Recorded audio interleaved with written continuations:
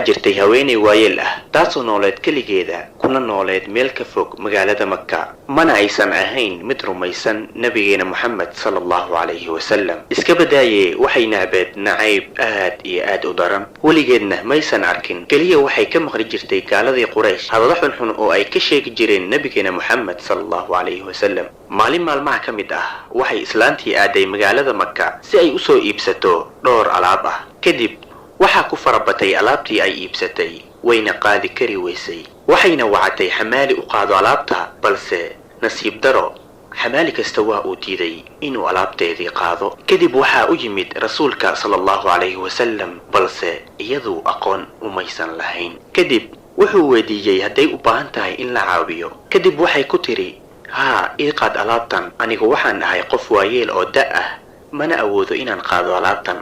kadib wuxuu u qaaday alaabteedii oo dhan asigoo lugeynaya ilaa gurigeedii, mana uusan ka sheeganin daal iyo rafaad intii uu alaabta u siday. markii uu gaaray gurigeedii waxay ku tiri, wiilkaygiiyow, anigu ma awoodo wax weyn oo aan abaalkaaga ku gudo, balse waxaan ku siinayaa waano aad iyo aad ku anfacda. waxaa jira magaalada Makka mid lagu magacaabo Muhammad, wuxuu sheeganayaa in uu yahay nebi iyo rasuul Alle, ha rumaysanin, waa saaxir oo beenlow ah. kadib wuxuu rasuulkii Alle ku yiri islaantii, bal ka waran haddii Muhammadkaasi aan aniga ahay.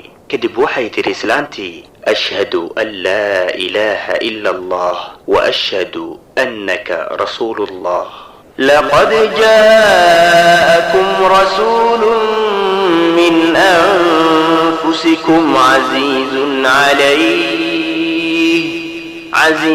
عليه ما عنتم حريص عليكم بالمؤمنين رؤوف رحيم.